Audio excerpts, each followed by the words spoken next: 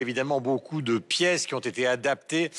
Un tramway de mes désirs, tout le monde sait évidemment de quoi il s'agit. Le prénom, évidemment aussi, avec Patrick Bruel, en passant par Cyrano de Bergerac, ou encore Juste la fin du monde de Jean-Luc Lagarde, qui a été adapté, vous le savez, par Xavier Dolan. Le cinéma a donc souvent exploité les succès théâtraux. Et là, Edmond, donc, est une pièce d'Alexis Michalik, qui a été porté au cinéma par Alexis Michalik, pardonnez-moi, qui a adapté sa propre pièce, qui avait été largement récompensée au Molière. Nous allons évidemment, après un extrait, parler de ce phénomène de l'adaptation du théâtre au cinéma.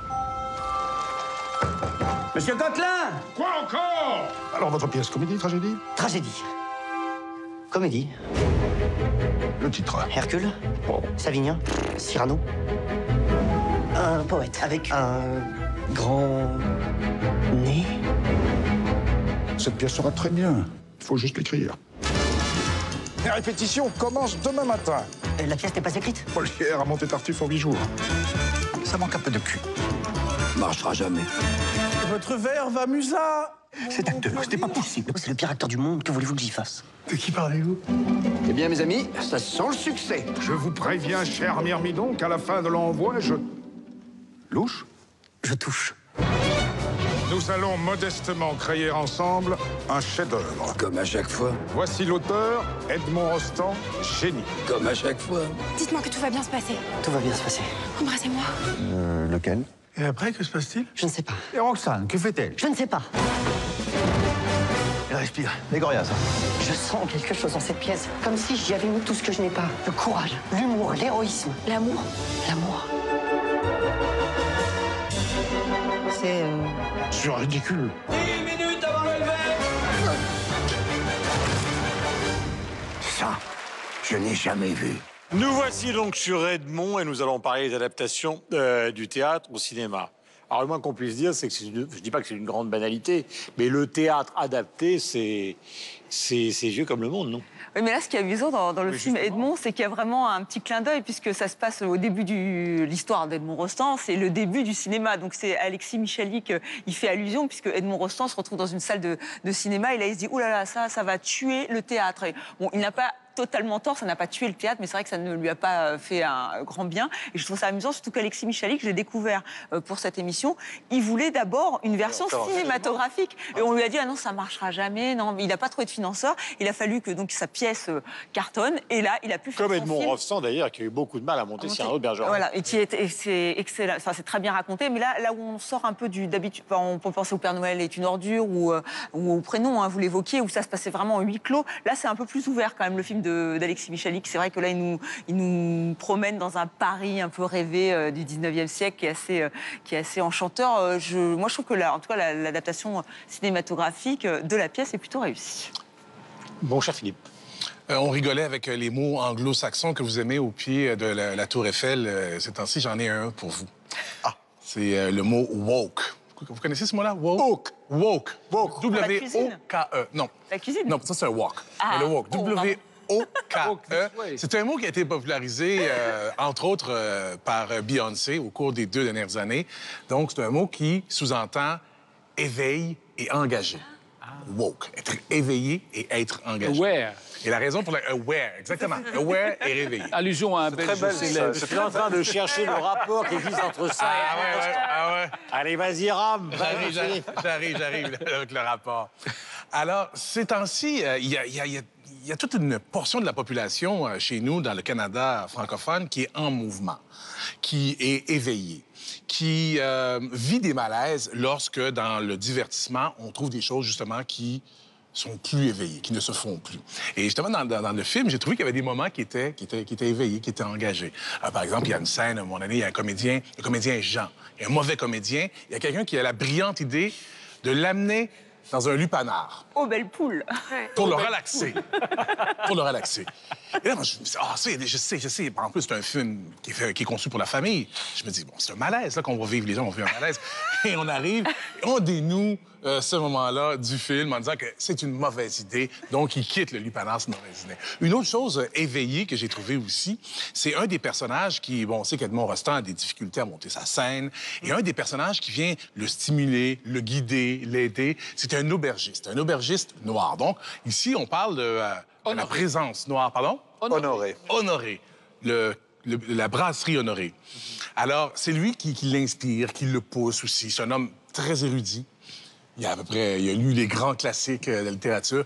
Et puis même, il fait un discours très engagé dans son établissement à mi-parcours du film. Un discours à la Barack Obama. Et ça, je sais que les gens chez nous vont beaucoup apprécier ça, de voir...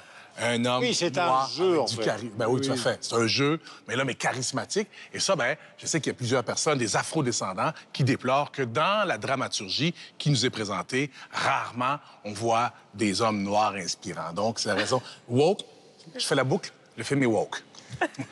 Michel. Il y a toujours l'écueil quand on veut adapter, j'imagine, une pièce de théâtre au cinéma, notamment au niveau des dialogues. Alors évidemment, il faut sortir la pièce de théâtre de la scène, ça c'est une chose, et puis la mettre dans un décor véritablement entre dimensions, décor naturel. Et puis l'autre écueil, après, c'est les dialogues. Parce qu'évidemment, les dialogues du théâtre ne sont pas les mêmes que les dialogues du cinéma. Donc il faut réussir à faire ça. C'est souvent, je trouve, des fois, les adaptations cinématographiques, pêche un peu par cela. Alors je trouve intéressant dans Edmond, c'est on est entre deux. Je trouve qu'ils ont assez bien réussi ça. Il y a des scènes où parfois on a vraiment l'impression d'assister à une scène de théâtre à l'intérieur du film, voilà. Mais en même temps, comme on parle de théâtre, c'est pas si gênant non plus. C'est une sorte de méta-théâtralité. Je sais pas comment il faut l'appeler. Ça peut fonctionner de cette manière-là, mais d'une manière générale, c'est vrai qu'on oublie l'aspect pièce de théâtre au départ. Alors peut-être aussi parce que, comme vous l'indiquez, c'était voulu réfléchi comme un film d'abord, qui est devenu une pièce de théâtre, qui finalement est redevenu un film. C'est la mise en scène d'Alexis Michalik. Il a fait 3 pièces. Et 3 pièces sont très cinématographiques. Ça bouge. Le cercle des illusionnistes, le porteur d'histoire. C'est vraiment. Alors, il y a une vraie rapidité, il y a un vrai passage de scène. Enfin, ça marche très bien. C'est un vrai. On a parlé du Grand Bain il n'y a pas très longtemps dans cette émission. Finalement, on est un petit peu sur le même sentiment. C'est une équipe de bras cassés qui se retrouve dos au mur et puis qui ne sait plus quoi faire et qui finalement réussit leur aventure. Et donc, on ressort de ce film avec la... Les libertés historiques qui ont été prises. Alors là, par contre, on ne parle plus d'adaptation cinéma-théâtre, mais pour être plus précis sur ce film-là, effectivement, ça, par contre, c'est le bémol qui est soulevé par de nombreux critiques. Je vous avoue que je n'ai pas une connaissance de l'œuvre de Edmond Rostand pour être capable de juger ça de manière aussi pertinente de ma part, mais manifestement, oui, il a pris pas mal de liberté. L'une d'elles étant quand même de faire d'Edmond Rostand une sorte de créateur inconnu. C'est pas vrai. En 1897, c'est-à-dire la même année qu'il a monté, Cyrano, il avait produit La Samaritaine. Donc la même année, donc il avait écrit, c'est pas qu'il n'avait pas écrit pendant 2 ans, au printemps il avait fait ça. Ça a été un succès populaire, ça a été son vrai premier succès populaire, La Samaritaine. Donc il était déjà un auteur reconnu au niveau du théâtre, ce que le film passe complètement sous silence. On le présente comme étant... Le film n'a pas pour objectif d'être une retranscription de la réalité. Non. Et Alexis Michalik le dit. Il dit j'ai pris des libertés. Donc c'est vrai que dès le départ, quand c'est annoncé, je trouve que c'est pas gênant. Il le dit, il n'essaie pas de le cacher, effectivement. Ce qui est juste des fois un tout petit peu embêtant si on veut être un peu puriste, c'est de se dire que finalement une œuvre comme celle-ci, elle va peut-être avoir plus d'influence sur une jeunesse importante que ceux qui vont... Objection, votre honneur. Elle va donner envie de lire la pièce et d'aller revoir le film où Depardieu était absolument exceptionnel.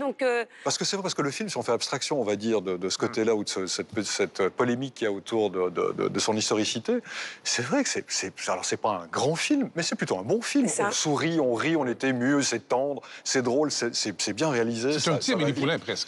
C'est ça. D'ailleurs, il dit que ça m'inspire. Comme je disais, objection, votre honneur, c'était pour vous rappeler quand même que des représentations de Cyrano de Bergerac, la vraie pièce, dans des endroits aussi classiques que la comédie française, ont souvent été, pour des raisons tout simplement de temps, tronquées.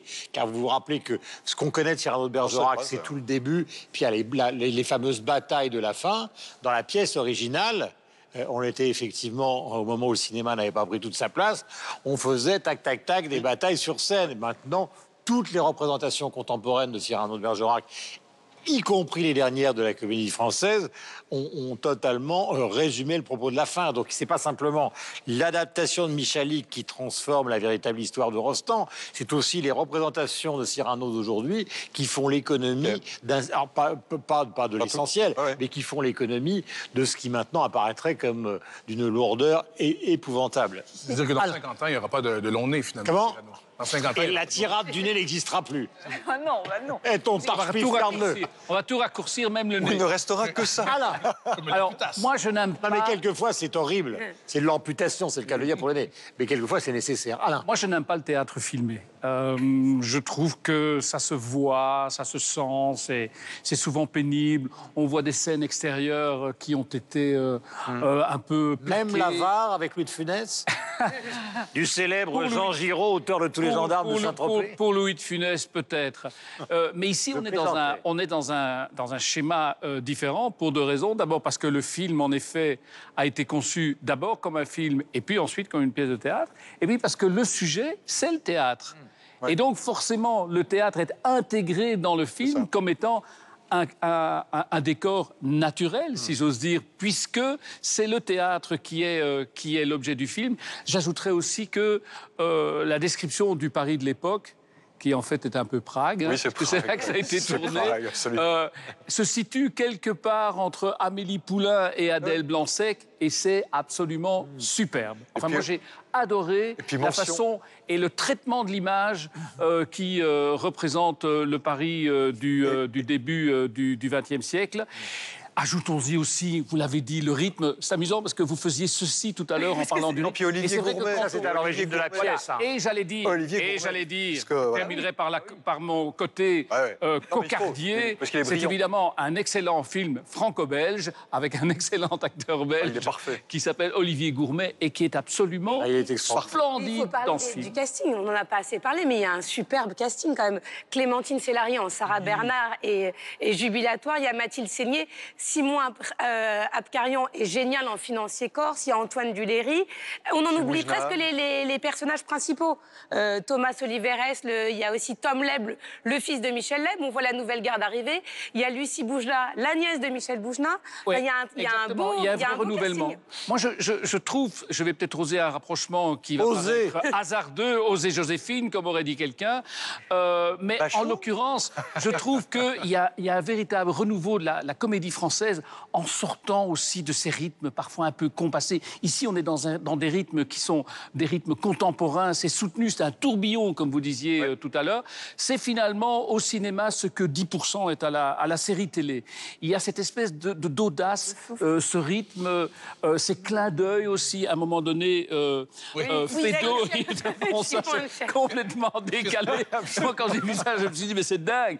Et c'est bien, cette audace. Ça nous rapproche aussi de ce public contemporain aujourd'hui. Je pense que c'est vraiment un spectacle pour les familles. Et oui, effectivement, il y avait beaucoup de moi quand je suis allée le voir, il y avait beaucoup d'enfants qui appréciaient, ça nous change un peu. Et il y a un moment magique où il mêle théâtre et cinéma, c'est quand effectivement il joue sur scène et d'un coup, la dernière scène avec l'arbre où il est en train de mourir, et là on rebascule dans le cinéma. Vous voyez, ils sont sur scène et là c'est comme si on se retrouvait au cinéma. Les représentations d'images animées, et il dit il faudra trouver un nom plus court. Voilà, et c'est magique, et c'est là où on sent, en tout cas, cette alchimie a fonctionné entre le cinéma et le théâtre, ce qui n'est pas toujours évident. Vous avez des exemples célèbres, par exemple, j'en donnais quelques-uns. Macbeth, 2 fois. Orson Welles, Roman Polanski.